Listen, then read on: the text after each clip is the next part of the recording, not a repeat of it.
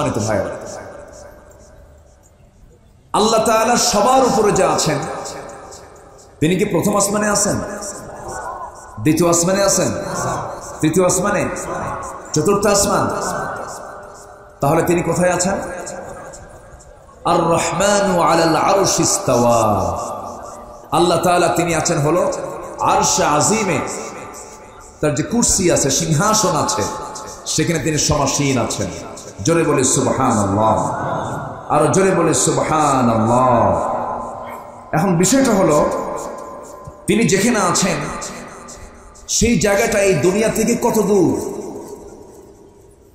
এই দুনিয়া থেকে কত দূর? কেউ কি গেছেন দুই একবার? কেউ কি গেছেন? না।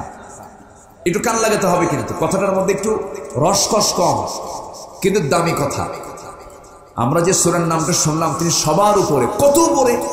অন্তত যাই নাই তো, কিন্তু জানা দরকার যে কত ডিস্টেন্স হতে পারে। আমার আল্লাহ কোথায় আছেন? এই গোটা দুনিয়াতে আমরা যে বসবাস করি, এই গোটা দুনিয়াতে 228টি দেশ আছে। 228টি দেশ, যদিও জাতিসংঘ কিছু কিছু দেশকে এখনো বৈধতা দেয়নি। এই 228টি দেশ নিয়ে গঠিত এই গোটা ওয়ার্ল্ড, গোটা পৃথিবী। এই পৃথিবী, এই বিশাল এই জনপদের অন্ধকারকে দূর করার জন্য দিনের বেলা যে আলো দরকার হয়, সে আলোটা পূরণ করার জন্য যে সূর্য আমরা দেখতে পাই, সেই সূর্য গোটা দুনিয়া জুড়ে দুইটা না একটা? দুইটা না একটা? একটা। এখন আমার দেশে সূর্য আলো দিচ্ছে, আমরা আলো পাচ্ছি। আজকে না হয় একটু মেঘাচ্ছন্ন হয়ে আছে, কিন্তু সূর্য আছে না নাই? আছে। এরপরে সন্ধ্যা হবে, আবার আরেকটা দেশ আলোকিত হবে, আবার আরেকটা দেশ আলোকিত হবে, আমার দেশ আবার সন্ধ্যা হবে, আবার কালকে আমরা আবার আলো পাবো সন্ধ্যার পর। কিন্তু সূর্য মূলত কয়টা? একটা। এই সূর্যের আলো কে দিয়ে যাচ্ছেন? এটি কি কোনোদিন অবরোধে বন্ধ ছিল? হরতাল ছিল? তেল শর্ট, বিদ্যুৎ শর্ট? আমার দেশে তো তেল বিদ্যুতের কোনো শর্ট নেই, সব তো ফেরি ফেরি করে বিক্রি করার কথা ছিল। আসতে কোন কেন, জোরে কোন, ঠিক কিনা? কিন্তু আল্লাহ তাআলা যে সূর্যকে আলোকিত করার জন্য, এই লাইটকে আলোকিত করার জন্য যে পিছনে যে বিদ্যুৎ রেখেছেন, পিছনে যে জ্বালানি রেখেছেন, এই জ্বালানি কি কোনোদিন ফুরে গেছে 2-1 মিনিটের জন্য? এই সূর্যকে বানিয়েছেন আল্লাহ। এই সূর্য পৃথিবী থেকে 13 লক্ষ গুণ বড়। মনে হয় ছোট হয়ে গেছে, কেউ তো সুবহানাল্লাহ বললেন না। কত লক্ষ গুণ বলেন? 13 লক্ষ গুণ। ব্যাটেল জুইস নামে একটা তারকা আছে, ব্যাটেল জুইস নামে একটা তারকা আছে, যে তারকা ওই সূর্যের চাইতে 33 কোটি গুণ বড়। আচ্ছা, Proxima Centauri, alpha Centauri, battle juice, এরকম 500 বিলিয়ন তারকা নিয়ে গঠিত হলো এক একটা গ্যালাক্সি। আর এরকম একটা দুইটা গ্যালাক্সি নয়, মহাশূন্যে রয়েছে কোটি কোটি অসংখ্য গ্যালাক্সি। আচ্ছা, পৃথিবীর সবচেয়ে দ্রুতগামী যানবাহন এখন হলো অ্যাপোলো 11, যার সেকেন্ডে গতি হলো 11 কিলোমিটার, মিনিটে গতি হলো 660 কিলোমিটার, ঘন্টার গতি হলো 39,000 কিলোমিটার। পৃথিবীর সবচেয়ে কাছের যে তারকা প্রক্সিমা সেন্টারাই, এই তারকার কাছে এই অ্যাপোলো 11 নিয়ে যদি কেউ যাত্রা শুরু করে যাওয়ার জন্য, তার সময় লেগে যাবে 1,15,000 বছর। যাওয়া সম্ভব তো আমাদের, নাকি? যাওয়া সম্ভব? সম্ভব। আচ্ছা, আমি যে এতক্ষণ ধরে যে কথাগুলো বললাম, এটা কি প্রথম আকাশের কথা বললাম না মহাশূন্যের কথা বললাম? আকাশে কিন্তু যাই নেই, যা হচ্ছে সব কি আকাশের নিচে, মহাশূন্যের কথা হালকা কিছু বললাম। এই হলো মহাশূন্য, এরপরে হলো আকাশ, এরপরে আবার মহাশূন্য, এরপরে হলো আবার আকাশ, এরপরে মহাশূন্য, এরপরে আবার আকাশ। এরকম করে 7টা আকাশ বানিয়েছেন কে? এখন আবার জেনে আশ্চর্য হবেন, এই যে প্রথম আকাশ আমরা নীল আকাশ দেখতে পাই, দূর দিগন্ত দেখতে পাই, এই আকাশের মতো আরেকটা আকাশ আছে। সে আকাশটা এই আকাশের চাইতে এত বড়, এই মহাশূন্যের চেয়ে এত মহাশূন্য এত বড়। মরু সাহারার ভিতরে যদি কেউ তার হাতের আংটি ফেলে দেয়, আংটি যেমন সাহারার তুলনায় ছোট, তেমনি প্রথম আসমান এত ছোট, দ্বিতীয় আসমানের চাইতে প্রথম আসমানটা ওই আংটির মতো ছোট। যেরকম সুবহানাল্লাহ।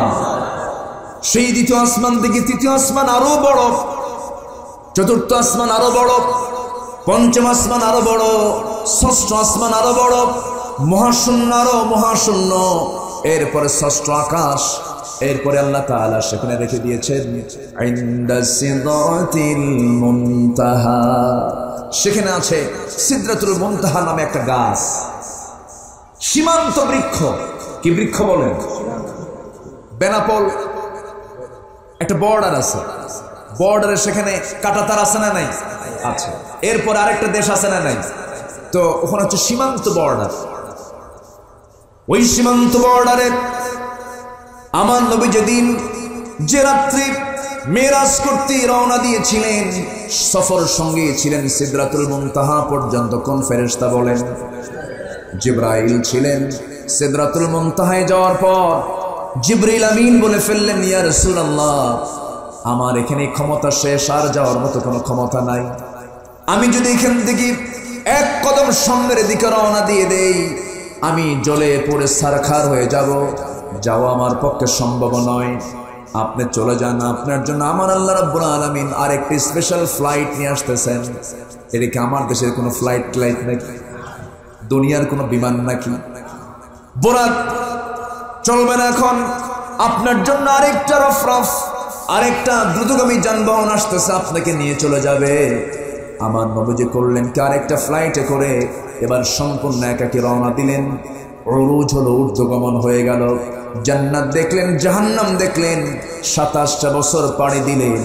আল্লাহ তাআলা আমার নবীর সম্মানে দুনিয়ার আলোকে, দুনিয়ার আলোর গতি, দুনিয়ার বাতাসের গতি, আহ্নিক গতি, বার্ষিক গতি, সময়ের গতি, সব গতিকে স্তব্ধ করে 27 সেকেন্ডের 29 সেকেন্ডের মধ্যে আল্লাহ রাব্বুল আলামিন 27টা বছর নবীজির সেই জায়গায় কাটায় দিলেন। জোরে বলি সুবহানাল্লাহ। এই সিদরাতুল মুনতাহা পেরিয়ে, 7 আকাশ পেরিয়ে আমার আল্লাহর আরশ আজিম, সেখানে সিংহাসনে তিনি সমাসীন আছেন। আমার ভাইরা এখন বলেন, আমার আল্লাহ শুধু উপরে না, সবার উপরে? বলেন বলেন বলেন, শুধু উপরে না, সবার উপরে? আজকে আমরা আমেরিকাকে পরাশক্তি বলি, জার্মানিকে পরাশক্তি বলি, রাশিয়াকে পরাশক্তি বলি, ব্রিটেনদেরকে, ইউরোপদেরকে, ইংল্যান্ডকে আমরা পরাশক্তি বলি। আমেরিকার জো বাইডেন, ইংল্যান্ডের লিজ ট্রাস, রাশিয়ার ভ্লাদিমির পুতিন, ভারতের দামোদর দাস নরেন্দ্র মোদী, এই যে বড় বড় নেতাগুলো গোটা বিশ্ব শাসন যারা করছে, তারা সব কার ছাদের নিচে? আজকে তারা কার ছাদের নিচে? তারা কি উপরে না নিচে? উপরে না নিচে? অর্থাৎ নিচের মানুষকে আপনি দাম দিবেন কেন? আমি দাম দেবো যিনি সবার উপরে, তিনি আল্লাহ। একই ছাদের নিচে আমিও থাকি, ও থাকে, ওর কিসের দাম আমার কাছে? আমার দাম থাকবে কার কাছে? আসতে বলবেন না, কার কাছে? আল্লাহর কাছে। তাহলে সূরার নাম কি বলেন? সূরাতুল আ'লা। শুধু উপরে না, সবার উপরে? সবার উপরে। আমার বন্ধুগণ, তাফসীর মাহফিল নাম দেওয়া হয়েছে। তাফসীর তো হওয়া দরকার, আয়াত তো থাকা দরকার। আমার দেশে তাফসীর মাহফিল করে বহু মাহফিলের নাম দেওয়া হয়, সেখানে আলোচনা হয়, দুঃখ লাগে একটা আয়াতও মুখ থেকে বের হয় না। আছে না নাই? যে মাহফিল আয়াত বেশি, সেই মাহফিলে বরকত বেশি। যে মাহফিল আলোচনায় হাদিস বেশি, সেই মাহফিলে বরকত বেশি। আমার বন্ধুগণ, আল্লাহ রাব্বুল আলামিন তার রাসূলকে জানাচ্ছেন, সূরাটা নাযিল হয়েছে মক্কায়, আমার নবী যে মক্কার বাসিন্দা যখন ছিলেন তখন মক্কা চালাতো রাষ্ট্রীয়ভাবে আবু জেহেল চালাতো। মক্কা নগরের সিটির দায়িত্ব আবু জেহেল নিজেই পালন করত। সেই মক্কা সিটির আমার নবী ছিলেন সাধারণ একজন নাগরিক। সেই রসুলকে যখন কিতাব দেওয়া হলো, কোরআন যখন দেওয়া হলো, রসুলকে বোঝানো হচ্ছে, হে রসুল, আপনি আপনার জিহ্বা থেকে, আপনার মুখ থেকে কারো পবিত্রতা ঘোষণা করবেন না, একমাত্র পবিত্রতা ঘোষণা করবেন সেই মহান রবের যিনি হলেন সবার উপরে। সাব্বিহ ইসমা রাব্বিকাল আ'লা আল্লাযী খালাকা ফাসাওয়া ওয়াল্লাযী قدر ফাহাদা والذي أخرج المرعى فجعله غثاء أحوى سنقرئك فلا تنسى إلا ما شاء الله জোরে বলুন আল্লাহু আকবার। কি মজা কোরআনের, কোরআনের সৌন্দর্য কত! যারা আলেম ওলামা তারা কিন্তু বুঝে। সাধারণ মানুষ শিক্ষা নেয় হলো মুরব্বীদের কাছ থেকে, আর আলেম ওলামা শিক্ষা নেয় হলো কোরআন হাদিস থেকে, ঠিক কিনা? অমুক আলেম কি বলেছেন তারা শোনে এটা, আর আলেমরা শিক্ষা নেয় হলো কোরআন কি বলেছে, হাদিস কি বলেছে। সুবহানাল্লাহ বলুন। কোরআনের মজা আছে না নাই? আমি খুবই আনন্দ পাই যখন আমি এই বেল্টে যখন আসি, যশোর, সাতক্ষীরা, তারপরে কুষ্টিয়া, খুলনা, বরিশাল, এই বেল্টের মানুষগুলো অন্য অঞ্চলের চাইতে কোরআন থেকে বেশি বুঝার আগ্রহ পোষণ করে। বলি আলহামদুলিল্লাহ, যদি বলি আলহামদুলিল্লাহ। শ্রোতার দিক থেকে ফার্স্ট ক্লাস শ্রোতা হলেন হচ্ছে আপনারা। বলি আলহামদুলিল্লাহ। গোটা দেশে যাই তো আমি, গোটা দেশে আমাদের তো চলাফেরা আছে, কিন্তু মানে শ্রোতার দিক থেকে মানে ফার্স্ট ক্লাস শ্রোতা হচ্ছে এই অঞ্চলের শ্রোতা। বলি আলহামদুলিল্লাহ। সম্মানিত ভাইয়েরা, সম্মানিত বন্ধুগণ, কোরআন শোনার জন্য ধৈর্য দরকার আছে না নাই? আচ্ছা, একটু বসুন তাহলে। আলা একটু আধুনিক তাফসীর আজকে আমরা শুনলাম, বিজ্ঞান দিয়ে একটু বুঝায় দিলাম যে আল্লাহ কত উপরে আছে। এটা গবেষণা, সৌরজগতের গবেষণার কারণে তো এটা বলা সম্ভব হলো। চাঁদের দেশে মানুষ গেছে, গবেষণা চলছে, নাসা আছে। এই জন্য আমরা এই জিনিসগুলো আমরা বুঝতে আমাদের জন্য একটু সহজ হলো, আল্লাহ কত দূরে আছেন। এখন বিষয় হলো, এই পৃথিবীতে সবচাইতে বেশি লম্বা সফর করেছেন কোন ব্যক্তি বলেন তো? অনেকে চুপ করে আছে, বলেন কে? সবচেয়ে বেশি লম্বা সফর, তার চাইতে বড় সফর পৃথিবীর কেউ করতে পারেনি। তিনি কে? মুহাম্মদ সাল্লাল্লাহু। তাহলে এই পৃথিবীর সবচাইতে ফেমাস, সবচাইতে মানে ঐতিহাসিক পর্যটক তিনি কে? বলেন বলেন। মুহাম্মদ সাল্লাল্লাহু আলাইহি ওয়াসাল্লাম। তার চাইতে বড় পর্যটক, তার চাইতে বড় সফর করনেওয়ালা পৃথিবীতে আর কোনোদিন আসবে না, আসা সম্ভব না। Marconi, Faraday, James Watt, Copernicus, Einstein, Dalton, Galileo, এগুলো সব বড় বড় বিজ্ঞানী গোটা পৃথিবীর। এই বড় বড় বিজ্ঞানীদেরকে আমরা মহাবিজ্ঞানী বলি। কেন? এরা কি করেছে? মাধ্যাকর্ষণ শক্তি তৈরি করেছে, ইথার আবিষ্কার করেছে, এটা আবিষ্কার করেছে। কিন্তু আমার নবীজি শুধু দুনিয়া না, মহাশূন্য নয়, প্রথম আকাশ, দ্বিতীয় আকাশ, সব আকাশ ডিঙ্গিয়ে আরশ আজিমের মেহমান হয়েছে। কত বড় বিজ্ঞানী! সুবহানাল্লাহ বলবেন না? রবিউল কোথায় যাও? সমস্যা একটু কি? এক নাম্বার বক্তা যদি এক নাম্বার খুঁজে দিলে তো সমস্যা। হ্যাঁ, আমি যদি এখন বলি ভাই আমি একটু এক নাম্বারে যাচ্ছি, সবাই তো বলবেন কি হুজুর নিয়ে আসতে নাম্বার খুঁজে। সবাই বসে। তাহলে আমার নবীর চাইতে বড় বিজ্ঞানী কেউ আছে দুনিয়াতে? আসতে বলবেন না আছে? তাহলে রসুল কি শুধু রসুল না একজন বড় বিজ্ঞানী? একজন বড় বিজ্ঞানী।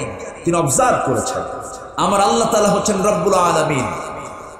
আমার আল্লাহর পরিচয় হলো, যারা পারেন ঠোঁট মিলিয়ে বলুন আলহামদুলিল্লাহি রাব্বিল আলামিন।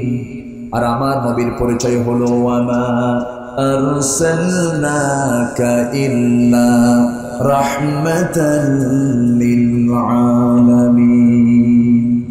আমার নবী হলেন রাহমাতুল লিল আলামিন। আমার আল্লাহ হলেন রব্বুল আলামিন। আমার আল্লাহ তাআলা রাসূলকে গোটা জগতের জন্য রহমত করে পাঠিয়েছেন।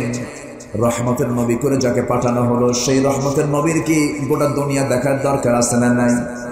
রাসূল মাঝে মাঝে বলতেন, সাহাবীরা রে, আমি যা দেখি তোমরা তা দেখো না, আমি যা শুনি তোমরা তা শোনো না, আমি যা অনুভব করি তোমরা তা অনুভব করো না।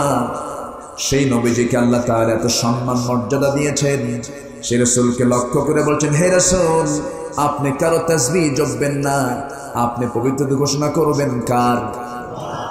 সে আল্লাহর পবিত্রতা ঘোষণা করবেন যিনি কি করেছেন, আল্লাযী খালাকা ফাসাওয়া ওয়াল্লাযী قدر فهدى والذي أخرج المرعى فجعله غثاء أحوى جربنا الله أكبر তিনি সেই মহান সত্তা যিনি মানুষকে সৃষ্টি করেছেন এবং সমতা দিয়েছেন, ব্যালেন্স করেছেন। আল্লাযী খালাকাকা ফাসাওয়াকা ফাআদালাক ফি আইয়ি সূরাতিন মা শাআ রাক্কাবাক।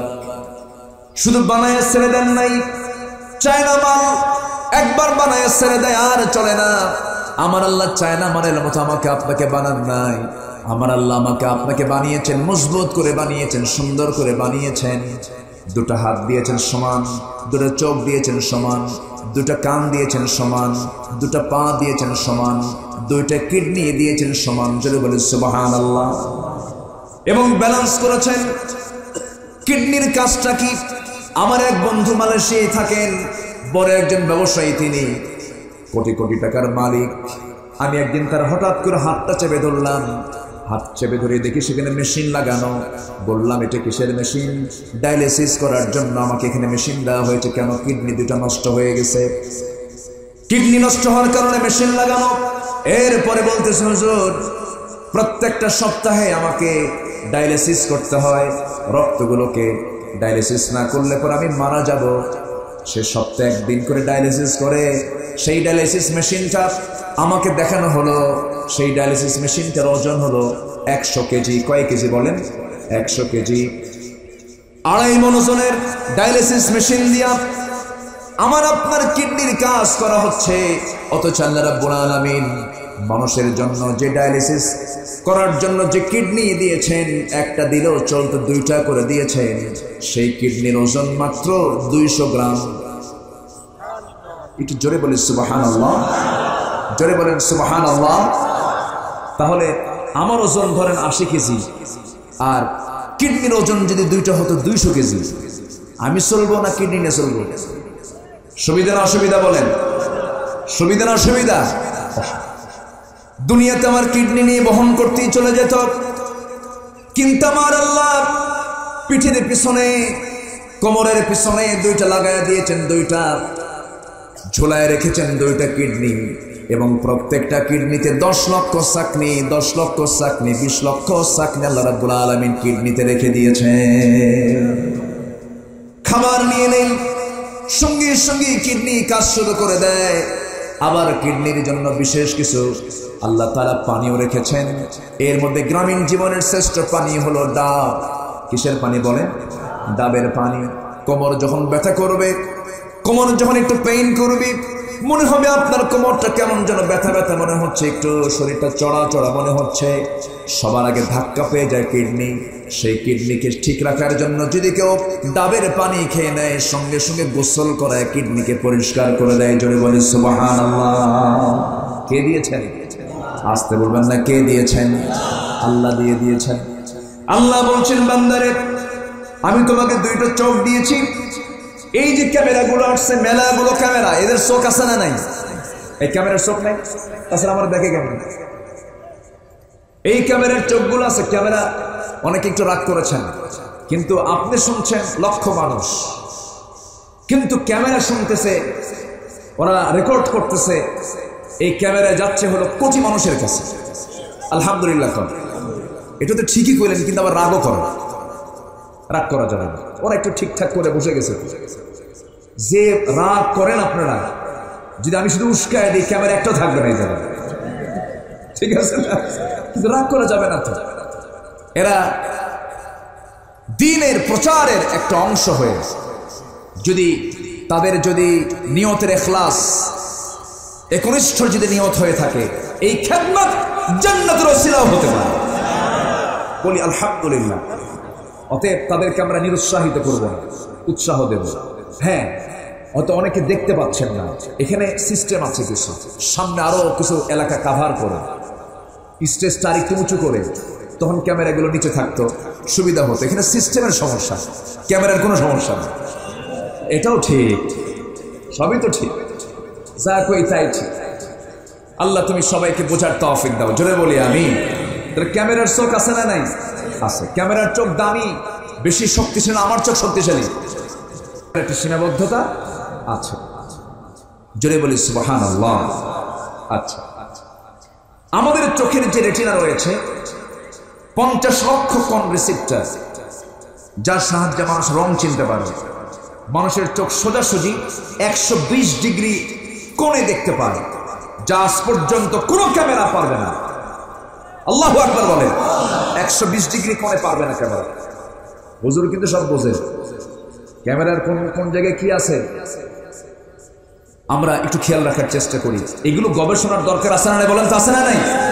আচ্ছা আচ্ছা, এই চোখের মধ্যে রয়েছে আল্লাহ প্রদত্ত যে মণি, যে লেন্স, যে ইকুয়াল, যে ডিপ ইকুয়াল দিয়েছেন, এর সাথে আবার 1,70,000 চিকন চিকন সূক্ষ্ম রগ দিয়েছেন। চিকন চিকন 1,70,000 কি দিয়েছেন?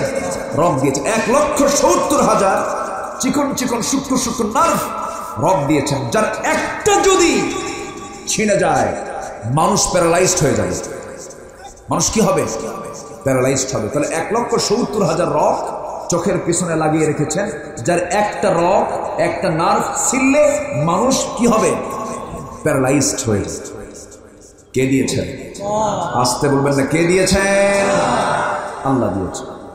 সে আল্লাহ বলছেন বান্দারে, আল্লাযী খালাকা ফাসাওয়া ওয়াল্লাযী কদ্দারা ফাহাদা ওয়াল্লাযী আখরাজাল মারআ ফাজআলাহু গুসাআন আহওয়া। যিনি জমিনে তৃণ জন্মান, ঘাস জন্মান, আবার সেটাকে আবার খড়কুটো বানায় ফেলেন। জমিনে আমরা ধান লাগায় আসি, এরপরে ধানটা পাকায় দেন কে? খড় বানায় দেন কে? সেই খড়টা আবার কিসের খাবার হয়? গাভীর খাবার হয়, গরুর খাবার হয়। সেখান থেকে আবার খাদ্য চলে আসে, পানীয় চলে আসে, গোশত চলে আসে, দুধ চলে আসে। আল্লাহ বলছেন বান্দারে, এই যে এই জাতীয় সিস্টেম পৃথিবীর কেউ করে না, আমি আল্লাহ করি। বান্দা আমাকে ভুলে যেও না। এরপরে সঙ্গে সঙ্গে কোরআন যার উপরে নাজিল হয়েছে তাকে লক্ষ্য করে আল্লাহ তাআলা আরেকটা কথা বলছেন, সানুকরিউকা ফালা তানসা ইল্লা মা শাআল্লাহ। আমার নবীজি একদিন নামাজে দাঁড়িয়েছেন, সূরা কিরাত পড়তেছিলেন। সূরা কিরাত পড়ার মাঝে দু একটা আয়াত বাদ পড়ে গেছে। এরকম বাদ কি আমাদের পড়ে না ভাই? পড়ে না? পড়ে না? পড়ো। দু একটা আয়াত বাদ পড়ে গেছে। দু একটা আয়াত বাদ পড়ার কারণে নামাজ শেষ হয়েছে।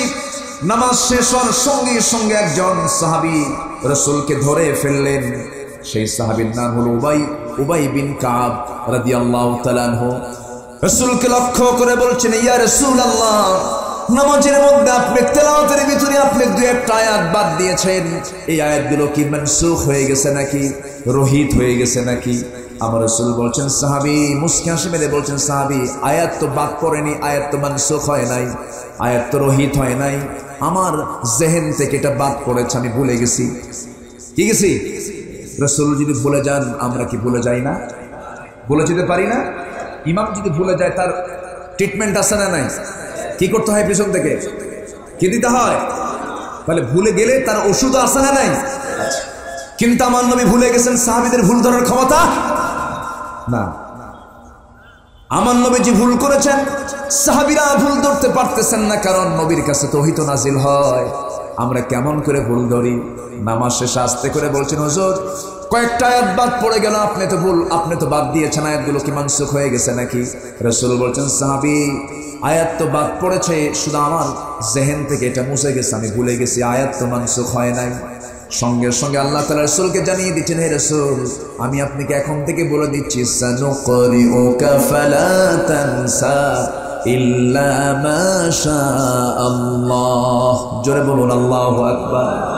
এখন থেকে আমি আপনাকে পড়ায় দেব, ফালা তানসা, আপনি কখনো ভুলবেন না, ইল্লা মা শাআল্লাহ, আল্লাহ যদি চান।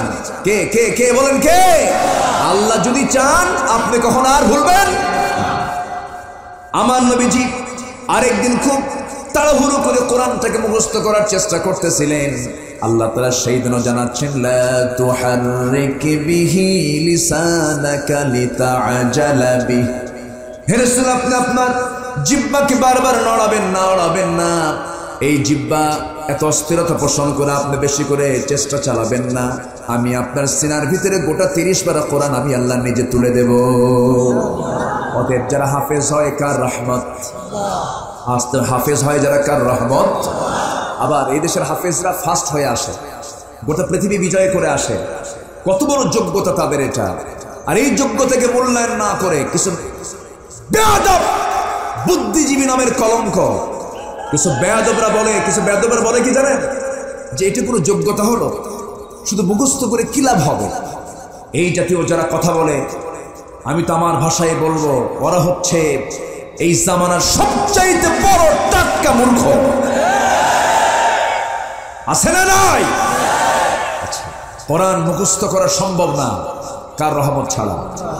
আসতে বলবেন না, কার রহমত ছাড়া? আল্লাহর রহমত ছাড়া কখনোই কোরআনকে সিনায় রাখা সম্ভব হবে না। যারা হাফেজ তারা বোঝে এটা, বিশাল ব্যাপার এটা। আবু রাহাত নামে একটা ছেলে কয়েকদিন আগে কুয়েতে গিয়ে 117 দেশকে হারিয়ে বিজয় নিয়ে আসছে। কয়েকদিন আগে তাকরির গোটা পৃথিবীকে হারিয়ে পুরস্কার নিয়ে চলে আসছে। গভর্নমেন্টকে ধন্যবাদ। তাকরিমকে দিয়ে শুরু হলো হাফেজদেরকে রাষ্ট্রীয় সম্বর্ধনা।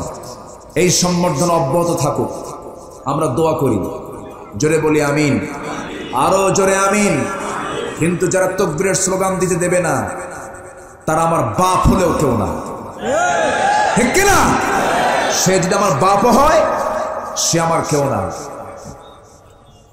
যে কোনো জায়গায়, যে কোনো বৈঠকে সবার আগে নাম নেব কার? তিনি কি শুধু উপরে না সবার উপরে? শুধু উপরে না সবার উপরে? অতএব সবার উপরে যিনি, তার নাম হবে সবার নিচে না সবার উপরে? নারায়ে তাকবীর। এই তাকবীরকে অনেকে সহ্য করতে পারে না, অনেকের গা চুলকায়, আছে না? আসতে বলবেন না, আছে না নাই? গা চুলকায়। এটা নির্দিষ্ট কোন দলের দলীয় স্লোগান নয়, এটা হচ্ছে মুসলমানদের জীবনের বড় স্লোগান। এটা সম্মানিত ভাইয়েরা, যে দল করতে গিয়ে আল্লাহু আকবার স্লোগান দেওয়া যায় না, সেই দল করাও হারাম।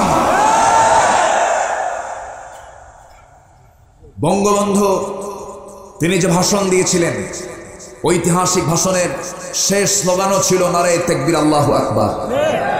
ইতিহাস না জেনে না বুঝে কিছু কুলাঙ্গার আল্লাহর নাম ধরে ষড়যন্ত্র করছে। ওই সমস্ত বাতিলদের মোকাবেলা করার দরকার আছে না নাই? এটা ইমানি দায়িত্ব। কারা কারা রাজি আছেন দু হাত উঁচু করে দেখান।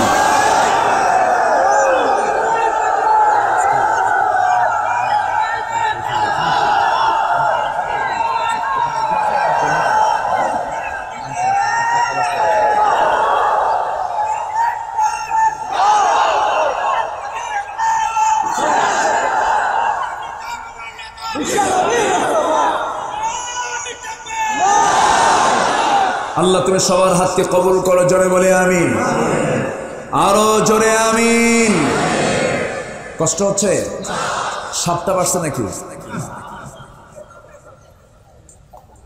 এটা কোনো কারামত না। আবার তো কিছু কিছু আলোচক আছে, কামার মাহফিলে সাপ এসেছিল, আমার ওয়াজ শুনে চলেও গেল। এরকম কিছু বেয়াকুব আছে না নাই? সাপ তো ন্যাচারাল থাকবে। সাপ কার সৃষ্টি? বলেন কার? দুনিয়ার সাপ দেখিয়ে মারেন 10 লাখ। কবরে সাপ আছে না নাই? আছে না নাই? আল্লাহ বুঝাই দিচ্ছেন, দেখ এই সাপ দেখি 10 লাখ মারিস, কবরে সাপ আছে না নাই? আছে। সম্মানিত ভাইরা, অনেক কথা আছে এখনো জমা আছে। আমি মূল আলোচনায়, মূল জায়গায় এখনো যেতেই পারিনি। ডালপালা ঘুরতেছি, যে মূলের দিকে যাই। এখন শুনতে রাজি আছি তো সবাই? প্রয়োজন আজকে নামাজ বাদ, এরকম কিছু নাকি? আবার নামাজ আছে না নাই? নামাজ পড়া কি? আরো জোরে, আরো জোরে, আরো জোরে, আরো জোরে। আমার দেশে কি? আমার দেশে কিছুই না। 18 কোটি মুসলমান, 18 কোটি, তার মধ্যে নামাজ পড়ে মাত্র হলো 4 থেকে 5%। আর বাকি মুসলমানের নামাজের কোনো খবর। নাম হলো ইমান আলী। কি নাম? ইমান আলী। নামাজ পড়ো, কারণ নামই তো আমার ইমান আলী, নামাজ আর কি পড়বো? নাম হচ্ছে হিম্মত আলী, হিম্মত আলী, কিন্তু সাইকেলের চাকা 5 স্টক করে। আছে না? নাম রাখলেই কাম হয় না। মুসলমানিত্ব টিকে রাখার জন্য শর্ত হলো নামাজ। সবাই পড়তে রাজি আছেন তো? কয় ওয়াক্ত নামাজ? কয় ওয়াক্ত বলেন? নামাজের বহু ক্লাস আছে আমার দেশে। যখন বিপদ পড়ে নামাজ ধরে, এরকম মুসল্লি বাংলার জমিন আছে না নাই? বাপ মরছে যেদিন, সেদিন থেকে 2-1 দিন যায়, দাড়ি খোসা খোসা রাখে, মাথায় একটু টুপিও দেয়, একটু দান সদকা করে, মাসখানেক কোনো মতো যায়, এরপর আবার সাবেক হিরো। এটার নাম মুসল্লি না। নামাজ হবে 5 ওয়াক্ত, মৃত্যু। সবাই পড়তে রাজি আছে তো? কিছু আছে সিজনাল মুসল্লি। রমজান যখন আসে, রমজান আলী প্রথম কাতারে আসিয়া নামাজ পড়িয়া চোখের পানি ফেলিয়া কাঁদিতে কাঁদিতে অস্থির হইয়া সুদের কারবারে ব্যস্ত হইয়া পড়ে। আছে না নাই? এগুলো নামাজে হওয়া যাবে না। নামাজ পড়তে হবে সল্লু কামা রাআইতুমুনি মুসাল্লি। তুমি তেমন করে নামাজ পড়ো যেমন করে আমি রাসূল নামাজ পড়ি। এখন প্রশ্ন হলো, রাসূল কেমন করে নামাজ পড়েছেন আমরা তো দেখি নাই, কিন্তু শুনেছি কিনা বলেন? হাদিসে দেখেছি কিনা বলেন? হাদিসে আছে না নাই? আছে। হাদিসে কেমন করে রাসূল নামাজ পড়েছেন তেমন করি আমরা নামাজটা পড়ব। নামাজের মধ্যে মনোযোগিতা থাকতে হবে। 2 জন সাহাবীকে রাসূল সীমান্ত প্রহরায় নিয়োগ দিয়েছেন। ওই 2 জন সাহাবী 2 জন পাল্টাপাল্টি করে দায়িত্ব পালন করছিলেন গোটা রাত। শেষ রাতের দিকে একজন সাহাবী বলছেন, ভাই আমার চোখটা প্রচন্ড ঘুম পাচ্ছে, ঘুমিয়ে পড়লাম, তুমি একটু পাহারা দাও। সাইয়েদনা আব্বাস রাদিয়াল্লাহু তাআলা আনহু নামাজে দাঁড়ায় গেলেন। খামাখা দাঁড়ায় থেকে লাভ কি? তাহাজ্জুদের সময় হয়ে গেছে। শত্রু তিনি দেখতে পেলেন না, ওযু বানায় নামাজি দাঁড়ায় গেছে। এমন সময় শত্রু তাকে টার্গেট করে ফেলেছে, একটা তীর মেরে দিয়েছে। তারকে লক্ষ্য করে তার ডান পায়ে এসে তীরটা লেগেছে। তীর লাগার সঙ্গে সঙ্গে ফিনকি দিয়ে রক্ত পড়া শুরু হয়ে গেছে। আবার ওই অবস্থায় তিনি 1 রাকাত নামাজটা পড়লেন। 2য় রাকাতে আবার তিনি দাঁড়ায় গেলেন। আবার আরেকটা তীর এসে বাম পায়ে লাগলো, ফিনকি দিয়ে রক্ত পড়া শুরু হয়ে গেল। এমন সময় ঘুমন্ত সাহাবী আম্মার রাদিয়াল্লাহু তাআলা আনহু জায়গা পেয়ে বলছেন, আব্বা কি করতেছো? কি পাহারা দিচ্ছ? শত্রু তোমাকে অ্যাটাক করে ফেলেছে, নামাজ ছাড়েন না তিনি। আব্বা ওই তীর বিদ্ধ 2 পা নিয়া রুকু করলেন, সেজদা দিলেন, সালাম ফিরলেন। সালাম ফেরার পরে বলছেন, ভাই আম্মার আমি আগেই টের পেয়েছি শত্রু আমাকে অ্যাটাক করে ফেলেছে। কিন্তু আমি কি করব? আমি যখন নামাজটা শুরু করে দিয়েছি, মুহাব্বতের নামাজ, আমার কাছে মনে হচ্ছে আমার আল্লাহ তাআলা আমার সঙ্গে প্রত্যেকটা আয়াতের শেষে একটা একটা করে জবাব দিতেছে। আমি আল্লাহর জবাব শুনে কেমন করে নামাজটা থেমে দিই, ওই রকম করে আমি 2 রাকাত নামাজ পড়েছি। 2টা তীর যখন আমার পায়ে এসে লাগলো, নামাজের মধ্যে আমি এত মজা পাচ্ছিলাম, ওই সময় মনে হচ্ছিল, ও আল্লাহ, শত্রু আমাকে 2টা তীর পায়ে মেরে দিয়েছে, আর একটা তীর যদি আমার বুকটা ভেদ করে দিত, আমি এই মুহাব্বতের তোমার সঙ্গে কথার নামাজ আমি ছেড়ে দিতাম না। এমন করে মুহাব্বত নামাজ পড়বো আমরা। যার নামাজ যত সুন্দর হবে তার ঈমান তত সুন্দর হয়ে যাবে, নামাজ আপনার যত্নশীল হয়ে যাব। হাফিজু আলাস সালাত ওয়াস সালাওয়াতুল ওয়ুসতা ওয়াল্লাযীনা হুম আলা সালাওয়াতিহিম ইউহাফিজুন। জান্নাতের ওয়ারিস তারাই হবে যারা নামাজটাকে খুশুর সঙ্গে আদায় করবে, যার নামাজে যারা যত্নবান হয়ে যাবে। এই নামাজকে আমরা সুন্দর করব, জোরে বলি ইনশাআল্লাহ। সবাই কি জান্নাত নিতে রাজি আছেন নাকি? জান্নাতটা কোথায়? শ্যামনগর বলেন, জান্নাত কোথায়? এই তো এখন লাইনে আসতেছে। জান্নাত তো নিচে না উপরে? বলেন না, জান্নাত নিচে না উপরে? আল্লাহ কোথায়? আল্লাহ কোথায়? শুধু উপরে? বলেন বলেন, কোথায়? সবার। জান্নাত উপরে, কিন্তু সবার না। আল্লাহর বাড়ির, আল্লাহর আরশের কাছাকাছি। সুবহানাল্লাহ বলবেন না? কেমন করে কাছাকাছি? একজন মহিলার নাম সবাই শুনেছেন, যে মহিলার স্বামীটা খুব খারাপ ছিল, স্বামী তাকে করাত দিয়ে চিরে দুনিয়া থেকে বিদায় করে দিয়েছে ঈমান আনার কারণে। যিনি একজন রাজরানীও ছিলেন, তার স্বামী একজন রাজা ছিল। সেই পাষণ্ড স্বামীর নামটা কি বলেন? কি সুন্দর করে জবাব দেয়। সেই ফেরাউনের স্ত্রী ছিলেন আসিয়া আলাইহিস সালাতু ওয়াস সালাম। আসিয়ার নামটা কোরআনে উল্লেখ না থাকলেও আসিয়ার ইতিহাস আছে না নাই? বলা হয়েছে ইমরাতা ফিরাউন, ইমরাতা ফিরাউন। আসিয়ার নামটা নেওয়া হয় নাই। মহিলার কোনো নাম কোরআনে নাই, শুধু একজন মহিলা ছাড়া। আল্লাহ তাআলা অনেক মহিলার নাম নিতে পারতেন। খাদিজার নাম নেন নাই, আয়েশার নাম নেন নাই, ফাতিমার নাম নেন নাই। বহু মহিলা সাহাবী যুদ্ধ করেছেন, বহু অবদান রেখেছেন, তাদের নাম কিন্তু কোরআনে নাই। কোরআনে তাদের নাম উল্লেখ করা হয় নাই। মারিয়ামের নামটা আসতো না, কিন্তু আল্লাহ তাআলা তার নামটা উল্লেখ করার কারণ হলো, আল্লাহ তাআলা মারিয়ামকে, ইমরান কন্যাকে এমন একটা সন্তান দান করেছিলেন, তার গর্ভে এসেছিল, যার পিতা ছিল না, যার স্বামী ছিল না। সেই মহিলার নামটা কি বলেন? মারিয়াম। এখন তার পেট থেকে সন্তান দুনিয়াতে আসলো। সেই সময় সেই সন্তানটা পরিচয় দিবে বাবার না মায়ের? বাপ তো নাই, না হলে কিসের পরিচয় দিবে? ঈসা ইবনু মারিয়াম। এই জন্য আল্লাহ তাআলা মারিয়ামের নামটা উল্লেখ করেছেন। তাছাড়া কোরআনে কোনো মহিলার নাম কোরআনে উল্লেখ নাই। আসিয়া আলাইহিস সালাতু ওয়াস সালাম, জান্নাত যে আল্লাহর আরশের কাছাকাছি, তিনি কেমন করে দোয়া করলেন দেখেন। আসিয়া আলাইহিস সালাতু ওয়াস সালামের মান সম্মান কিন্তু কম ছিল না, যশ খ্যাতিও কিন্তু কম ছিল না। ধরুন একটা দেশের মন্ত্রী, তার বউ কি হয়? মিসেস মন্ত্রী। কি বলেন? কি কোথাও কোনো দাওয়াত পেলে পরে বউটাও গেলে বলবে এটা হচ্ছে মিসেস মন্ত্রী, মন্ত্রীর বউ। দাম কি কম নাকি? বরং ছোটই তো বড় মন্ত্রী। স্বামী বইয়ের কথা কি শোনে না? আস্তে কর, শোনে না? আপনি চুপ করে আছেন, এই শোনেন না? না শুনলে সংসার হবে নাকি? আমিও তো শুনি। এই শোনেন কিনা বলেন? হ্যাঁ, ব্যাস আলহামদুলিল্লাহ। মায়েরা খুব খুশি হচ্ছে, ভালো করে কম শোনে না কথা। বইয়ের কথা কে শোনে না? সবাই শোনে। এক রাজা ঘোষণা করে দিয়েছে, যে প্রজা বইয়ের কথা শোনে না তাকে ঘোড়া উপহার দেওয়া হবে, আর যে বইয়ের কথা শোনে তাকে একটা করে ডিম দেওয়া হবে।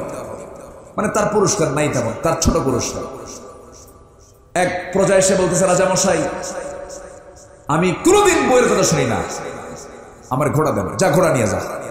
ঘোড়া নিয়ে গেছে। ঘোড়া নিয়ে বাড়িতে ঢোকার সঙ্গে সঙ্গে ঘোড়াটা হয়েছে কালো ঘোড়া। কি ঘোড়া? কালো ঘোড়া। বউ কয়, ঘোড়া নিয়ে আসলা, কালোটা নিয়ে আসলা, লাল ঘোড়া পাও নাই? আচ্ছা ঠিক আছে, যাচ্ছি আমি। কি খবর কি বুঝতেছে? চলে গেছে দরবারে, গিয়ে বলছে রাজা মশাই ঘোড়া দিলেন ঠিকই, কিন্তু মনটা খারাপ। কেন? কালোটা দিলেন কেন? লালটা দেন। লাল কেন দেবো? বউ কয়ে দিল লাল হবে, কালো হবে না, লাল নিতে হবে। রাজা কয় ঘোড়া থুয়ে ডিম নিয়ে যা। বুঝেন নাই? এখন গোটা দেশ খুঁজে আর বইয়ের কথা শোনে না এমন লোক খুঁজে পাওয়া যাচ্ছে খুবই কম। এখন রাজা যখন বাড়ির মধ্যে ঢুকছে, রানী বলে শোনো, তোমার এই উদ্যোগ নেওয়া ঠিক হয়নি, এত কম বেশি করে, বইয়ের কথা শোনা লোকই তো বেশি, অতএব ডিমটা বাদ দিয়া 5 কেজি করে চাউল দাও। এখন এই পরামর্শ নিয়ে এখন সে উজিরদের সঙ্গে বসে গেছে, মন্ত্রীদের সঙ্গে বসে গেছে, বসে বলতেছে শোনো, ডিমটা না দিয়া যারা বইয়ের কথা শোনা ওদেরকে 5 কেজি করে চাউল দাও। কেন? কি জন্য? এই সিদ্ধান্ত চেঞ্জ করো। বউ বলে দিল। কে বলে দিল বলেন? রানী বলে দিল। তাহলে রাজাও কার কথা শুনলো? বইয়ের কথা শুনল। তাহলে শোনার দরকার আছে না বলেন? আছে, শুনতে হবে। শুনতে হবে না কেন? আম্মা জান খাদিজা রাদিয়াল্লাহু আনহা যখন রাসূলকে পেলেন, জাবালে নূর থেকে যখন চলে আসলেন, রাসূল বলছেন লাকাদ খাশিতু আলা নাফসি ইয়া খাদিজা, আমার জীবন আমি শঙ্কিত খাদিজা, আমি মনে হয় মারা যাব, বাঁচবো না। সঙ্গে সঙ্গে আম্মা জান খাদিজা বলছেন আপনি আমার স্বামী, আপনার ক্ষতি কেউ করতে পারবে না, আপনি কাউকে ঠকান না, আপনি অসহায়ের পাশে দাঁড়ান, আপনি সত্যবাদী, আপনি মিথ্যা কথা বলেন না, আপনি আমাদের খেয়ানত করেন না, আপনার কোনো ক্ষতি পৃথিবীর কেউ করতে পারবে না। জোরে বলেন সুবহানাল্লাহ। রাসূল শোনেন নাই? রাসূল শোনেন নাই? শুনেছেন। তো এখন আসিয়া রাজার স্ত্রী, দাম কি কম? আস্ত্রের দাম কি কম? দাম কিন্তু কম না। এত বড় একজন পাওয়ারফুল রাজার বউ হলেন আসিয়া আলাইহিস সালাতু ওয়াস সালাম, কিন্তু যখন তাকে বলা হলো, ফেরাউন যখন জানতে পারলো আসিয়া মুসার নবুয়তকে মেনে নিয়া আল্লাহর দ্বীনকে গ্রহণ করে নিয়া কালিমা পড়ে নিয়েছে, সঙ্গে সঙ্গে ফেরাউন বলল আসিয়া, বৈবাহিক জীবনে, পারিবারিক জীবনে, আমাদের সংসার জীবনে কোনোদিন আমি তোমাকে চুল পরিমাণ কোনো কষ্ট দেই নাই, আমি তোমাকে সম্মান দিয়েছি, রাজরানীর পদমর্যাদা দিয়েছি, একটা বারের জন্য তোমাকে বলছি, তুমি সত্যি করে বলো তো তুমি কি মুসার দিন কি গ্রহণ করেছো নাকি? সঙ্গে সঙ্গে আসিয়া বলছেন আমার স্বামী, বলতে ভুল করেন কেন, দিন তো মুসার নয়, দিন হলো আমার আল্লাহ তাআলা। সঙ্গে সঙ্গে ফেরাউন বলে শোনো, এই জনপদে কারো কোনো আইন চলবে না, আমি হলাম আনা রব্বুকুমুল আলা, আমি হলাম সবচেয়ে বড় আইনদাতা, মুসার আল্লাহর কোন আইন চলবে না, তোমার আল্লাহর কোন আইন চলবে না। আসিয়ার সঙ্গে সঙ্গে বলছেন আমার স্বামী গো, আপনি যতই বলবেন আমার ঈমান ততই মজবুত হয়ে যাবে। এই যে আজকে আমি সর্বপ্রথম জীবনে আপনার সামনে বাধার প্রাচীর হয়ে দাঁড়ালাম, এর একমাত্র কারণ হলো আমি ঈমান এনেছি কার উপরে?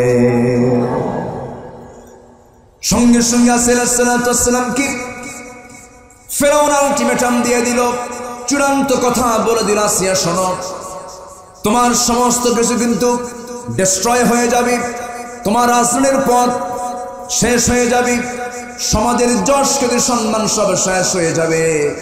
তুমি একটা বারের জন্য চিন্তা করে দেখো, তুমি কি করবে বলো? আমাকে মানবে না, আল্লাহকে মানবে, আমার আইনকে মানবে না, আল্লাহর আইনকে মানবে। ফেরাউন কিন্তু কখনো বলে নাই যে আমি মানুষকে বানাইছি, আমি আল্লাহর বিকল্প রব। এখানে আনা রব্বুকুম আল্লাহর ব্যাখ্যা হলো, ফেরাউন বলতে চেয়েছিল এই জনপদে কারো আইন চলবে না, একমাত্র ফেরাউনের আইন চলবে। যেরকম নাউজুবিল্লাহ, এরকম ফেরাউন এখনো আছে না নাই? আসতে বলে আছে না নাই? যারা আল্লাহর আইনকে না আছে, নিজের আইনকে প্রতিষ্ঠা করতে চায়, তারা হচ্ছে এই জামানার নতুন ফেরাউন, নমরুদ, হামান। ফেরাউন যখন এই জাতীয় কথা বললো, আসিয়া বললেন আমার স্বামী আপনি কি করবেন বলেন? কে মেরে ফেলবো, হত্যা করব। আসিয়া বলছেন আপনি আমাকে মেরে ফেলবেন, এই তো, এর চাইতে বেশি কিছু না, তো মরে যাব। একটা কথা জানবেন আমার স্বামী, আমার প্রতি অত্যাচার যত বাড়বে আমার ঈমান তত পাকা হবে।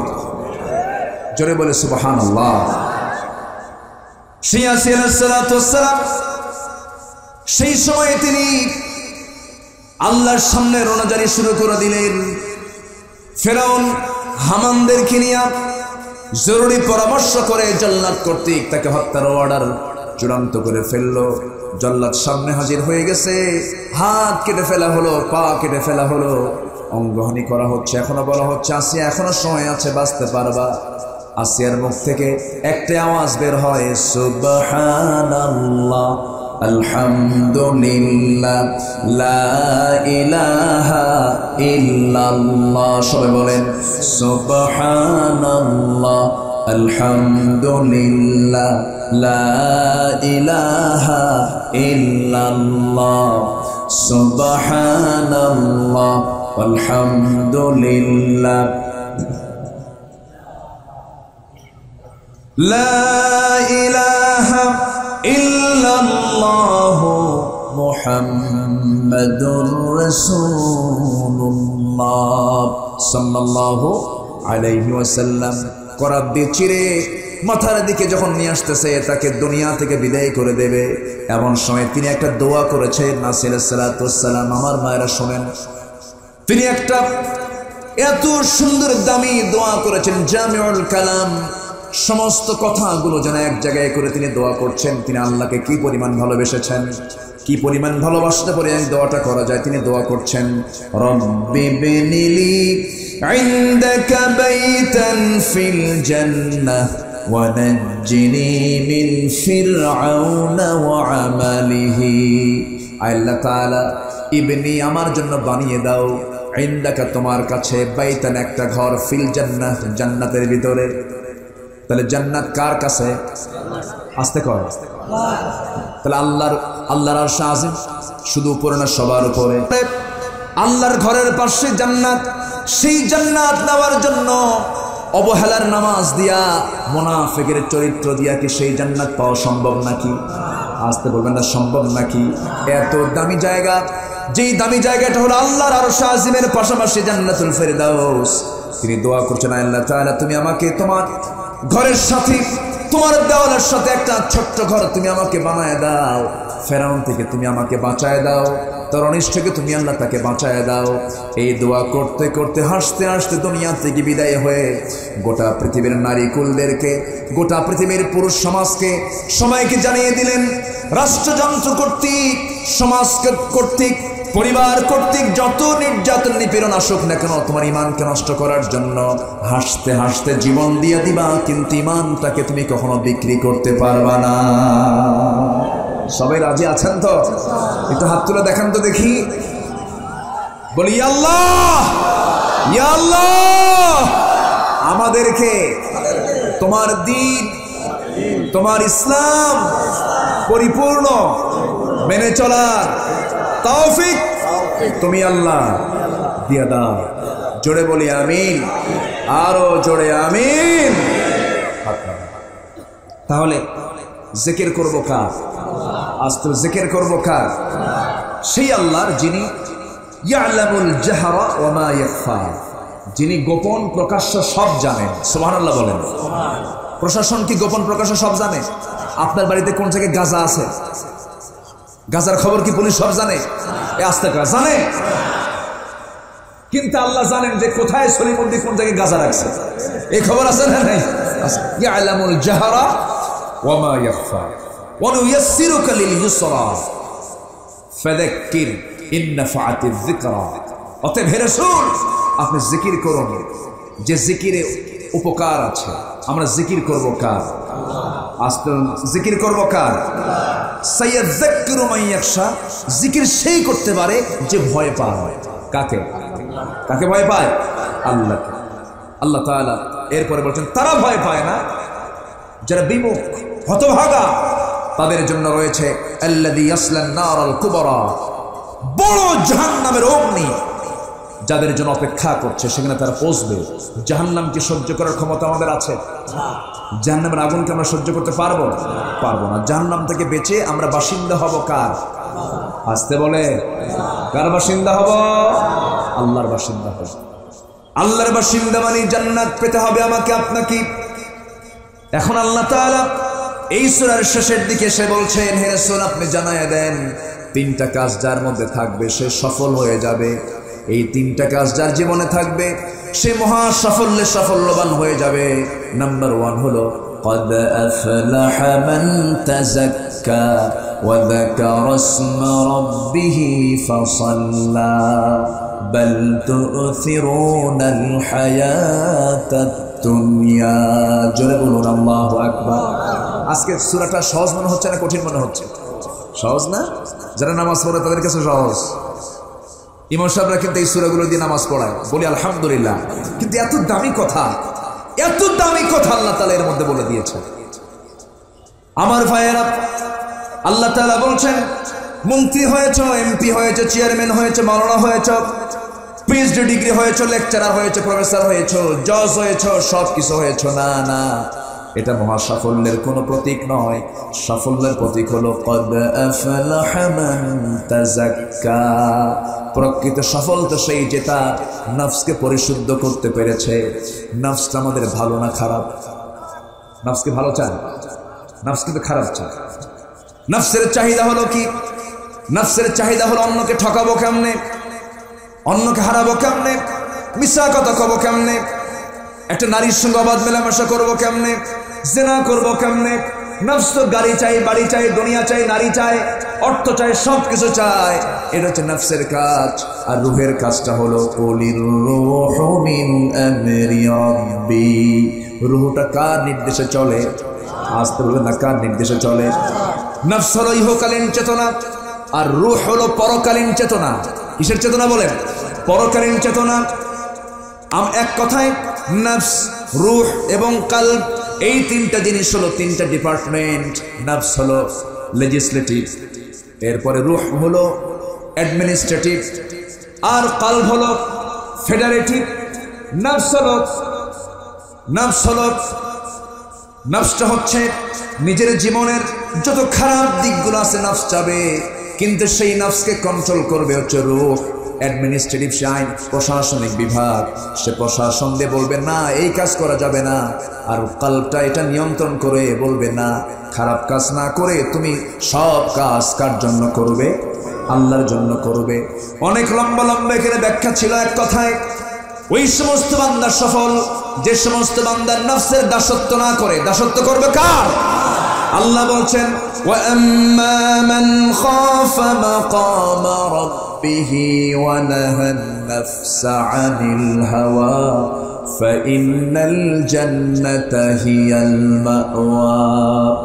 যে বান্দা তার দিলের মধ্যে আল্লাহর ভয় ইস্তেকামত করে দিয়া নফসের দাসত্ব না করে যে ব্যক্তি আল্লাহকে ভয় করবে, আল্লাহ বলছেন বান্দা তোর সামনে বিশাল সম্পদ ছিল, চুরি করিস নাই। তোর সামনে সুন্দরী নারী ছিল, ইউসুফের মতো ভূমিকা পালন করে নারীর জেনার কাছে যাস নাই। তোর সামনে সুদের কারবার ছিল, সুদের কারবার করিস নাই। তোর সামনে ঘুষের কারবার ছিল, ঘুষের কারবার করিস নাই। বান্দা নফসের দাসত্ব না করে আমার হুকুম মেনে চলেছিস, তুই সফল হয়ে আমার সামনে হাজির হবি, আমি তোকে জান্নাত দিয়ে দেবো। জোরে বলি সুবহানাল্লাহ। আমরা নফসের দাস না আল্লাহর দাস? মানে নফসের দাস না আল্লাহর দাস? নফসকে আমরা মানবো না আল্লাহকে মানবো? আল্লাহকে মানবো, তাহলে আমরা সফল হব। ওয়া যাকারা ইসমা রাব্বিহি। নাম্বার 2 হলো জিকির হতে হবে কার? কার নাম নিতে হবে? কালকেই তো মনে হয় দেখলাম, আমি আমার গাড়িতে আসতেছি, এক বাস উল্টা দিক থেকে আসতেছে, সে বাসের আগে লেখা আছে শুরু করিলাম বাবার নামে। শুরু করিলাম বাবার নামে। আচ্ছা, বাবার নামে না আল্লাহর নামে? আল্লাহ কি বলতেছে এখানে? কি ওয়া যাকারা ইসমা কি রাব্বিহি? না, অন্য কিছু আছে এখানে। রাব্বিহি। আমার জিকির করতে হবে কার নামে? আসতে বলবেন না, কার নামে? আমার দেশে বাবা আছে না নাই? হিন্দু ভাইদের আছে মা। হিন্দু ভাইদের কি আছে? মা তো তাদের অনেক। মা কালী, মা সরস্বতী, মা লক্ষ্মী, মা ভগবতী, মা ভবানী, ওদের অসংখ্য মা। তাদের মা থাকুক, সমস্যা নেই, আমার তা নিয়ে কোনো মন্তব্য করতে যাব না। এখন আমার দেশের কিছু মুসলমান পরিবারের কিছু মানুষ তারা ভাবলো হিন্দু ভাইরা যেহেতু ধরেছে মা, আমরা বাপ ধরি, দয়াল বাবা, খাজা বাবা, আছে না নাই? আছে না নাই? তাহলে ওই ধরার সাথে এই ধরার কোনো তফাৎ থাকলো? মা কেউ না, বাবা কেউ না, আমরা ধরবো কাকে? কার নাম নেব আমরা? এক জায়গায় না সব জায়গায়? সব জায়গায়। এরপরে কি? ফসল্লা। এরপরে কি করবে? ফাসাল্লা মানে কি? নামাজে দাঁড়াবো। আমরা নামাজ পড়বো না ইনশাআল্লাহ? আজান হয়ে গেছে আরো 10 মিনিট আগে, কেউ যাবেন না। আমি সবাইকে নিয়ে দোয়া করব। আমি এখানে মুসাফির, আমি গুনাহগার, আমার চেয়ে বড় গুনাহগার এখানে কেউ নাই, কিন্তু 100% সত্য, আমি মুসাফির, অনেক দূর থেকে এসেছি। আপনি এসেছেন কষ্ট করে, আপনিও দোয়ার উপযুক্ত, আপনার দোয়া কবুল হবে। আমরা একসঙ্গে দোয়া করব। কেউ কি যাবেন? দোয়া ছাড়া কেউ যাবেন? এ ওয়াদা করলেন তো সবাই? এই এই বসা, আমরা একসঙ্গে দোয়া করে যাব। অনেক মা বোন আসছেন, আমরা আল্লাহর কাছে যাব। বিশ্ব এখন মহা সংকটের সম্মুখীন। 2023 সামনে যে আসতেছে, এটা একটা দুর্ভিক্ষের সময় সামনে আসতেছে। গোটা বিশ্ব এখন যুদ্ধের দামামা চলছে। রাশিয়া ইউক্রেনকে হামলা করছে, তেলের দাম আকাশচুম্বী হয়েছে। এই যে বিশাল সংকট, এটার জন্য দায়ী কে? আল্লাহ। অনেকে আল্লাহ কইছে মনে হয়, দায়ী কে? আমরা আমরা আমরা দায়ী। বহরাল ফাসাদু ফিল বাররি ওয়াল বাহরি বিমা কাসাবাত আইদিন নাস, আমাদের হাতের কামাই এগুলো। এজন্য এই বিশাল সংকট থেকে বাঁচার জন্য কোনো কথা নাই, সারেন্ডার করতে হবে কার কাছে? আমরা আল্লাহর কাছে প্রার্থনা করব। এই যে আজকের আবহাওয়া, এটা কিন্তু প্রতিকূল লক্ষণ ভালো না। একটা রিপোর্ট এসেছে, ভয়াবহ রিপোর্ট এসেছে। এগুলো কি রহমত হয়ে আসে না গজব হয়ে আসে? গজব হয়ে আসে। আমরা আল্লাহর কাছে চাবো, আল্লাহ যেন আমাদেরকে বিপদ থেকে হেফাজত করেন। জোরে বলি আমিন। সবাই বসবেন, দোয়া হবে। মা বোনদের ভিতরে একটা ঝড় উঠছিল সাপ নিয়ে। মায়েরা দান করতে পারে না, না মায়েরা দান করতে পারে নাই। মা যারা আপনারা দান করতে পারেন নাই, সবাই আন্তরিকতা নিয়ে একটু দেওয়ার চেষ্টা করবেন। আচ্ছা, আর আমার পুরুষ ভাইয়েরা সবাই দিয়েছেন নাকি? আপনারা সবাইকে দিছেন? দিছেন কারা কারা? হাত তুলবে দেখে। দিছেন কারা কারা? দিছেন কারা কারা? দিয়েছেন কারা কারা? শুধু তারা হাত তুলবে। হাত তুলবে, দিয়ে তো ফেলছি। এখানে আপনি কোথায় দিবেন, তাই না? কেমনে? আমি হাত দেখলাম তো, জরিপে দেখলাম ম্যাক্সিমাম 90% সবার হাত উঠে গেছে। বলি আলহামদুলিল্লাহ। আবার কি ঝাঁকাবেন? আবার ঝাড়ি দিবেন? মেহমানকে নিয়ে বারবার এরকম করা তো ঠিক না আমার মনে হয়। তো যারা দেন নাই, যতটুকু পারছেন আপনারা দেন নাই, আমার মনে হয় মোনাজাতের পর ওখানে চাদর যাবে। ওখানে চাদর নিয়ে এই মাহফিল কমিটির লোক কই, ওই কোনায় এই কোনায় বিভিন্ন পয়েন্টে চাদর নিয়ে থাকবেন।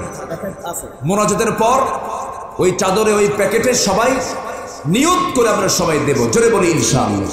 আসুন আমরা এখন সোজা দোয়ার দিকে যাব। জি, আমরা আল্লাহর কাছে চাবো। আজান আরো 10 মিনিট আগে হয়ে গেছে। আমরা না, আজান হয়ে গেছে তো, গজল।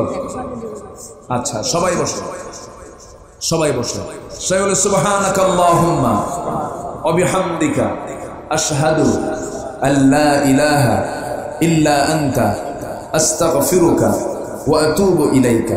চিৎকার মেরে বলি, ইয়া আল্লাহ, আমার জীবনের সগীরা কবীরা, ছোট বড় সব গুনাহ তুমি আল্লাহ মাফ করে দাও। আচ্ছা, এখন আমরা দোয়া, আমরা আল্লাহর কাছে চাবো। সবাই নামাজ পড়বেন না? এখানে আজান হবে, নামাজ হবে, ওযুর ব্যবস্থা আছে নাকি আশেপাশে? কোথায়? এই টিউবওয়েল দিয়ে কাম হবে নাকি? পুকুর কই? টিউবওয়েল দিয়ে তুমি কতক্ষণ করবে? হ্যাঁ, পুকুর যদি থাকে এখানে একটা বড় জামাত হবে ইনশাআল্লাহ। জোরে বলি ইনশাআল্লাহ। আসুন আমরা সময়কে বন্যা করে দোয়া করি, আল্লাহর কাছে চাবো। সামনে আবার আসতেছে, কেশবপুরে আবার আসা হবে, আসবো। কেশবপুর আমার প্রিয় জায়গা, আলহামদুলিল্লাহ। আল্লাহুম্মা আমিন। রব্বানা যালামনা আনফুসানা ওয়া ইল্লাম তাগফির লানা ওয়া তারহামনা লানাকুনান্না মিনাল খাসিরিন। মিষ্টি বিকেল, গধূলি বেলা, মেঘাচ্ছন্ন আকাশের নিচে হাজার হাজার মুসলমান নরনারী নিয়া তোমার কালাম থেকে কিছু কথা বলেছি। গুনার বোঝা মাথায় নিয়ে কাঙ্গাল ফিকারের মতো দুটো হাত পেতেছে। আল্লাহ, গুনার দিকে নজর দিও না, বান্দা মনে করে তামাম জীবনের গুনাহগুলোকে মাফ করে দাও। জনম দুঃখিনী মা, জনম দুঃখী বাপ জানজারে চলে গেলেন, জিন্দেগির গুনাহগুলো মাফ করে দাও। আয় আল্লাহ তাআলা আব্বা আম্মার কবরকে তুমি আল্লাহ জান্নাতের বাগিচা বানায়া দাও। সবাই চোখ বন্ধ করুন, আল্লাহর সেখানে দোয়া পড়ে আব্বা আম্মার জন্য সবাই বলুন রব্বিরহামহুমা কামা রব্বায়ানি সগীরা রব্বিরহামহুমা কামা রব্বায়ানি সগীরা। আল্লাহ তাআলা বিশেষ করে এই মাহফিলের আয়োজন যারা করলেন, শোনার জন্য দূর দূরান্ত থেকে যারা আসলেন, বিনিময়ে কিয়ামতের কঠিন ময়দান যেদিন কেউ কাউকে চিনবে না, এমনকি মা তার সন্তানকে অস্বীকার করে ফেলবে, সেই কঠিন মুসিবতের দিন এই মাহফিল সবার জন্য নাজাতের মাধ্যম বানায় দিও আল্লাহ। তোমার হাজার হাজার গোলামেরা, তোমার হাজার হাজার বান্দিরা ভিক্ষুকের মতো হাত পেতে আছে এই ময়দানের দিকে তাকায় দেখো। যার যা চাওয়া তুমি আল্লাহ মেহেরবানি করে পাওয়া করে দাও, যার যা সমস্যা তুমি আল্লাহ দয়া করে সমাধান করে দাও। যে ঘরে ছেলে নেই ছেলে দাও, যে ঘরে মেয়ে নাই মেয়ে দাও। নিঃসন্তানী মাকে তুমি আল্লাহ সন্তান দিয়ে ভরপুর করে দাও। পরিবার অশান্তি শান্তি দিয়া দাও। ছেলে মেয়েগুলো আজকে সমাজের কারণে নষ্ট হয়ে যাচ্ছে, আল্লাহ তাদেরকে দিনমুখী করে দাও, ইসলামমুখী বানায়া দাও। কোন দিন দুনিয়া থেকে বিদায় হবো জানি না, মূর্তি যখন হবে তুমি আল্লাহ শহীদে মওত কপালে জুটাইয়া দিও। আয় আল্লাহ তাআলা তোমার বান্দাগুলোকে এমন সময় হাত তুলেছি, কোন দিন মরবো জানি না। আয় আল্লাহ তাআলা তবে তোমার কাছে একটা ফরিয়াদ করি, তোমার কাছে একটা ফরিয়াদ করি, মেহেরবানি করে তোমার পছন্দের বান্দার কাতারে না শামিল হওয়া পর্যন্ত মৃত্যু দিবা না। গোটা দুনিয়ার মুসলমানদের উপরে তোমার খাস রহমত নাজিল করো। সমস্ত জুলুম থেকে মুসলিমদেরকে বাঁচাও, সমস্ত ফিতনা থেকে মুসলমানদেরকে বাঁচাও। এই ক্রান্তি লগ্নে মুসলমানদেরকে একটা প্ল্যাটফর্মে আসার তৌফিক তুমি আল্লাহ দিয়ে দাও। আয় আল্লাহ তাআলা এই পৃথিবীতে আসার তো সিরিয়াল ছিল, যাওয়ার তো কোনো সিরিয়াল নাই। বাবার আগে ছেলে যায়, দাদার আগে নাতি যায়, মার আগে মেয়ে চলে যায়, কোন দিন মরবো জানি না। আয় আল্লাহ তাআলা ইমানি হালাত নিয়ে তোমার সামনে হাজির হওয়ার তৌফিকটা দিয়ে দিও। আয় আল্লাহ তাআলা তোমার কাছে ফরিয়াদ করছি, কোন দিন মরবো জানি না, তবে যেদিন মরবো ঘর থেকে আমাকে ধাক্কা মেরে বের করে দেবে, গোসল করাইয়া দেবে, কাপড় পরাইয়া দেবে, সেলাইওয়ালা পকেটওয়ালা বুতমওয়ালা কাপড় চলবে না। আমাকে ধরে নিয়ে কবরের দিকে নিয়ে চলে যাবে, কবরে শোয়া দেবে, বাঁশ চাপা দেবে, মাটি চাপা দেবে। আমার দেহটা এত দুর্বল, আমার দেহটা বাঁশের আগে পচে নষ্ট হয়ে গলে যাবে। ও আল্লাহ, এমনই একটা দেহ তুমি আল্লাহ আমাকে দিয়েছো। ও আল্লাহ, তোমার কাছে ফরিয়াদ করি, মেহেরবানি করে তোমার পছন্দের বান্দার কাতারে আমাদের তুমি আল্লাহ শামিল করে নিও। মৃত্যুর সময় যখন চলে আসবে জবানে জারি করে দিও লা ইলাহা ইল্লাল্লাহু মুহাম্মাদুর রাসূলুল্লাহ।